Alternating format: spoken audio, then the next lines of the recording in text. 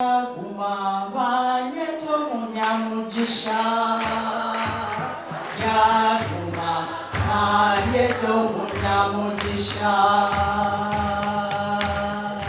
Baryaguma Banyete Omunyamugisaha. Baryaguma Banyete Omunyamugisaha. Mukama n'abakunda mwijuramanira mtumuru kweli. Omulisa ishitwe omuli Kristu, Your Grace the Archbishop, kandi owatwebembera omukitambo kya misa ahizoberi mumutero mu ngalo z'amaani. Bwana mukuru wa parish ya Uganda Martyrs, mwenu mumwongere nyingi munonga. Abo kwebyatwira tekire elizoba yatandika kubyihura.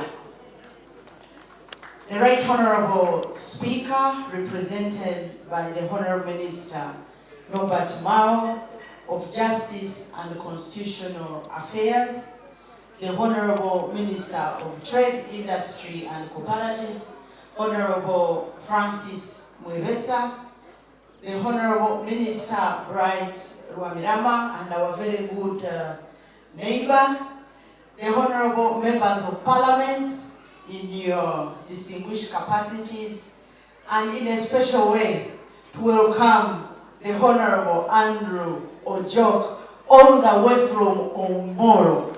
You are most welcome. The Right Reverend Dr. Sheldon, who was here with us, but I believe is still represented. The Reverend Fathers and all the priests, the catechists, the religious, the Lord Mayor. Yes, I thought you had left. He's still here. The division mayors, the deputy mayors, the speaker of Mbarara City and the chairperson of all speakers, the city councillors, and all visiting political dignitaries, the Dr. Balije, our director for the referral hospital. We are very, very proud of you. The LC5s and all leaders here present, the business community, kandi, hamwe n'abanyamahuri, mwebale kuisha. Mwenu munyikirize njiri, Baryaguma Banyete Omunyamugisaha. Baryaguma Banyete Omunyamugisaha. Baryaguma Banyete Omunyamugisaha. Baryaguma Banyete Omunyamugisaha. Abomani ganyu by'omunyamugisha. Mwebundiche omumisho ga Mukama haza abatunguri. Kandi nibasima habo kwijahira izoba. Twemuriko omumisho ga Mukama tukamushaba ahabo kwatira aha Uganda Martyrs Parish. Okwomekera ekelezia njire tarabiri abulisho. Koko ekelezia erahise Mbarara City ekitinisa chamani munonga.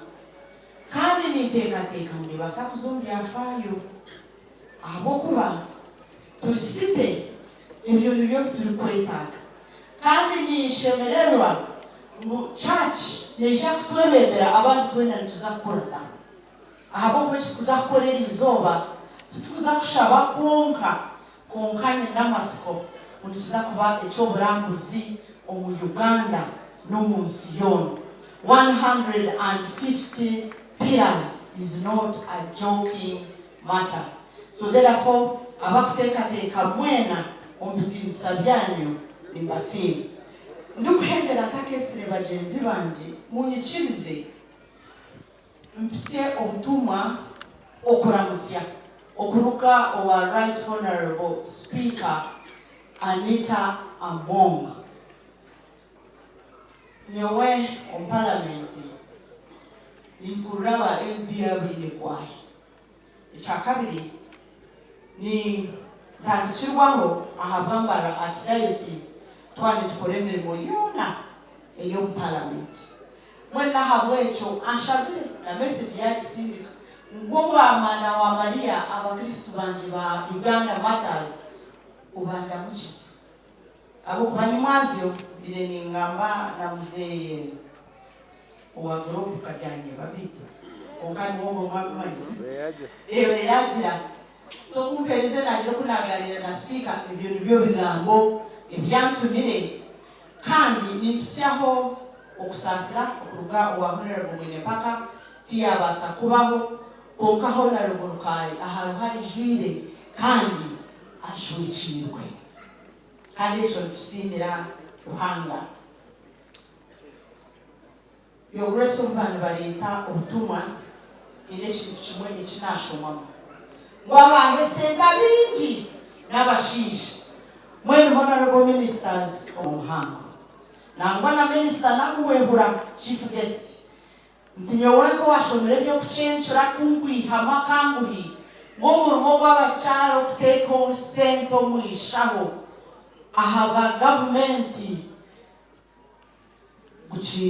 gukiikire nekyamazima hine twashikire konka omurimo gukiikire nashemererwa abinjirija n'abakyara babo bani bahankeka konka mwena bahayo nk'abashubuzi nanye kyangwataho mwene minisita omu bya trade omu byokongera kuteekamu abakyara maani nyo ninshaba ngu mumpe mukono ekiyabasite kandi Honorable Ngabirano yakigamba tutomba kasite abakabaza kukishobora bakaba abakazi naho n'abashinja n'obundi mwenye omwizira ninshaba hati amana gumbene mumpa numanye koko zitwire nijija nebindi konka ninshaba aha bwa stage aha bwa Ankole stay ya district 13 okwe Mbarara state mwewe mbizwa Mbarara state yonka region yon otina business ainemu obraro otina bararo ainemu iwalo obuna ino mwana nashobera mwe mwizire nyabara mwe mutuhe mukono ni shaba okwakira abagenzi banje ba members of parliament mwije mutuho muganda gwanyu kandi kumuraheze ija kwakira Honorable Ministers abija okutukwasa mwe bari muno